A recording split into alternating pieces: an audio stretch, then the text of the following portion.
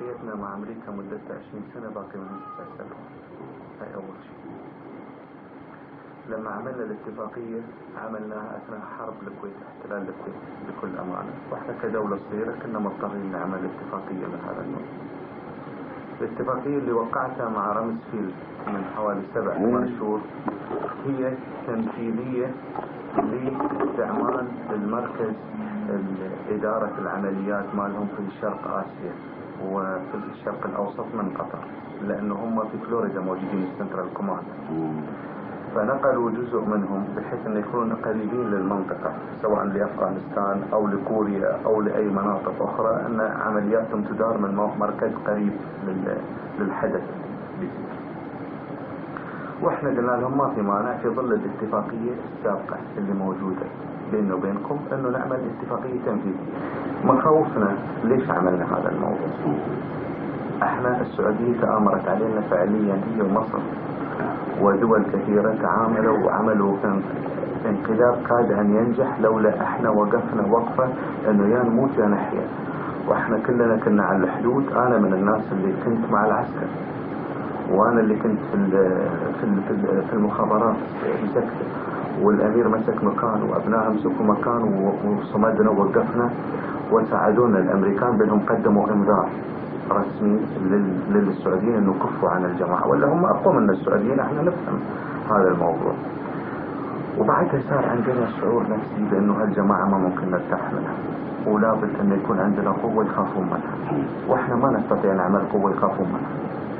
طبعا اذا تغيرت الظروف بعد 9 سنوات احنا نستطيع نلغي، يعني هذا يرجع لك قول لي ايش احنا اسأنا وايش احنا احسننا للأمة العربية في علاقتنا مع امريكا. اولا علاقتنا مع اسرائيل ساعات اذا وجدنا الضغط السعودي زاد على الامريكان هم يخففون الضغط علينا الاسرائيليين بسبب علاقتنا معهم. المنطقة مقبلة على بركان، السعودية مقبلة على ثورة شئنا ام ابينا.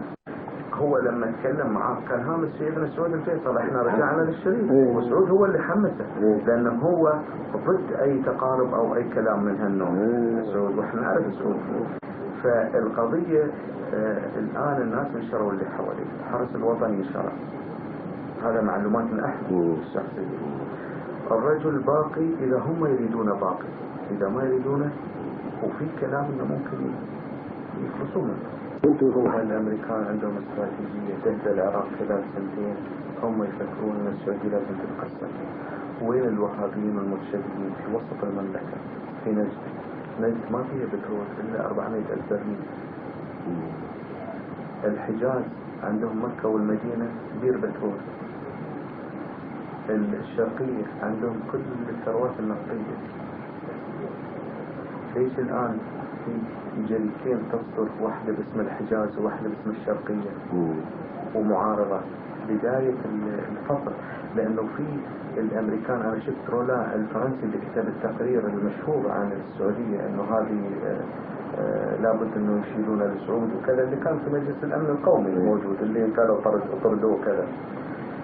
هذا الشخص يقول لازم فصل هذيل وخلي المتدينين ما عندهم ياكلوا، خلي عندهم 400,000 برميل. أنا اجتمعت مع المخابرات الإنجليزية والأمريكية من فترة في لندن وطالبيني على أساس تحليل الوضع في السعودية، بس هاي بيني وبينك أمر.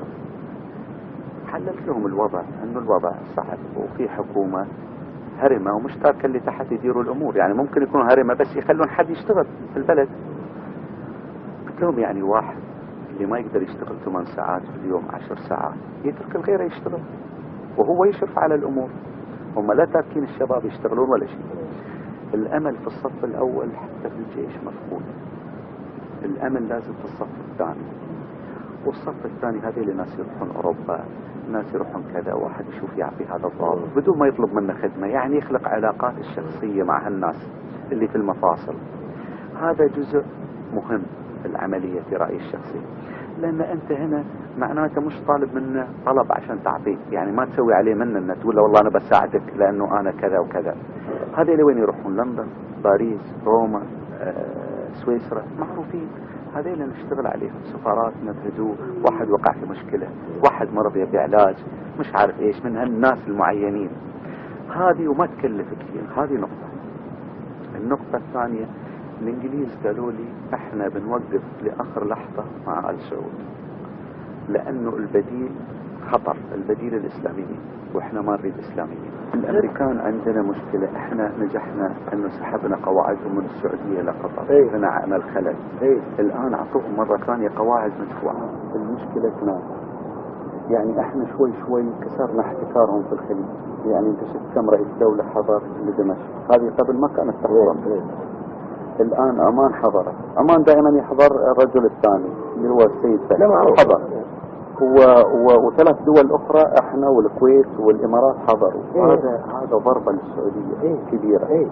احنا في الجامعة ما عندهم السيطرة في الجامعة. احنا مع الأمريكان شغالين في هذا الموضوع. طبعا عندنا خلاف على موضوع نجحوا فيه السعوديين، موضوع الجزيرة مع الأمريكان. عندنا خلاف في هذا الموضوع مع الأمريكان، هم زعلانين على موضوع الجزيرة الأمريكان. هذه مشكلة، لكن احنا عندنا اتصالات كثيرة ويسألوننا ويأخذون رأينا في أشياء كثيرة. لكن المشكلة إن ما حوالينا عرب كثار ويانا حتى يقولون والله هاي الجماعة عندهم مجموعة. يعني الحين خطنا من مثل احنا وانتم كم دولة ثانية معنا في الخط. واحنا ما ننسى انهم عملوا انقلاب علينا في يوم من الايام، هذا لا يمكن ننساه. لكن وانا اعرف ان اكثر واحد يكرهونه انا طبعا. لكن اول شيء احنا اخذنا حقنا بالكامل وبالقوة. هذا الشيء الثاني، احنا بغينا نكون على حياد شوية معاهم في بعض الامور، لان هم شكلوا ضغط علينا مع امريكا عجيب، واحنا 3 سنين صمدنا امام هذا وما غيرنا موقفنا، وهم قاعدين يحاولون يشتغلون علينا في كذا موضوع. الان احنا قلنا بنشتغل بطريقة مختلفة. احنا اخذنا ارض من عندهم، عرضونا من حدودهم، دخلنا واخذنا منطقة بحرية كانت تناصر من حدودنا في خارج الاتفاقية. هاي بس الحكم بيني وبيننا. يعني هذا اخذناها من هم بالجوجل، تعرف بالجوجل؟ معنا عندنا اتفاقية موقعة. لا أنا أعتقد هم الآن حاسين بالفجوة اللي توقعوا فيها والمشكلة، لأنه الفترة اللي فاتت هم الشوط وما عملوا شيء ومشى. ويعني أنا ما أبي أقول المصريين ضللوهم كثير، يعني المصريين يمشون ورا المصلحة،